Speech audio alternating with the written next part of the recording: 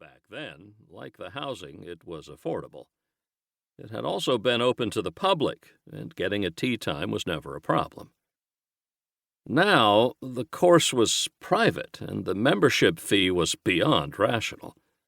Most of the locals had been priced out, having to travel as far as an hour or more away to play around. Randall may not have had the expendable funds to buy a membership, but he still knew where the breaks were in the surrounding fences. The 8th green was on top of a hilly section that overlooked a pond and the rolling greens below, and the panoply of stars above. He'd always wanted to take a girl out here when he was a caddy. At this moment, sitting close to his new bride, he was glad he'd been so woefully unsuccessful before Ashley. It made the moment even more special. As she rested her head on his chest, he said, "I know you've been wanting to talk about having a baby, and I've been telling you we should wait until we're more settled." "I get it, Randy. We have time. Besides, your father keeps telling us to enjoy the honeymoon." She snickered, and Randall joined her. It was hard to fully enjoy the honeymoon when your parents were right down the hall.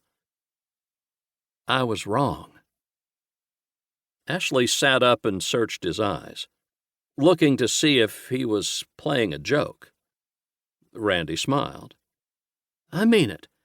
I can't think of anything more important and wonderful than bringing a new life into this world with you."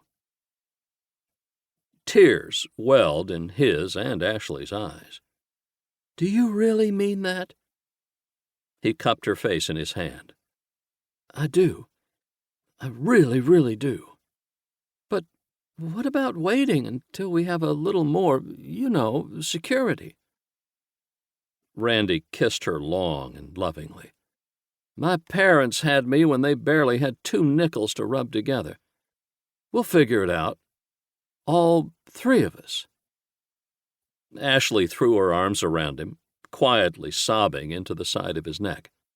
When she settled down, she said, "Or the 4 of us." "4? You know twins run in my family." "Oh, boy." Ashley gently pushed him to the ground while unbuttoning his shirt. "Oh, boy is right."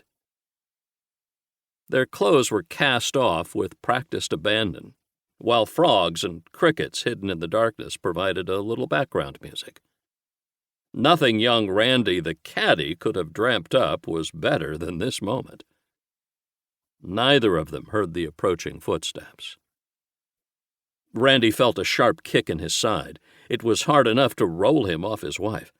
With his hand clasped to his ribs, he looked up to find they were surrounded by 4 men, all of them wearing hoodies and black surgical masks so he couldn't make out their features. One of the men had grabbed all of their clothes and rifled through the pockets until he found Randy's wallet. "Got it," he told his shadowed cohorts.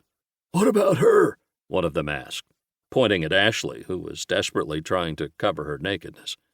Randy wanted to jump to his feet and take on the 4 men. What was surely a broken rib, and realizing he was outnumbered and nude, kept him on the ground. He shifted on the grass so he could position himself in front of his wife. "Just take the wallet and go," Randy said. He had $23 in cash and a loan credit card along with his driver's license. It could all be easily replaced. "What about hers?" Ashley gripped Randy's arms, pressing herself against him. "I don't have a wallet, dumbass," she said. "You got what you wanted. Now go before things get worse."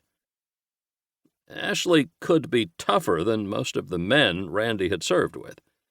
She could also let her temper get the best of her. One of the men chuckled. "Get worse? For who, us? I don't think so." The man had an accent Randall couldn't place. He was certainly not from around these parts, that was for sure. Randy got to his feet, still clutching his side.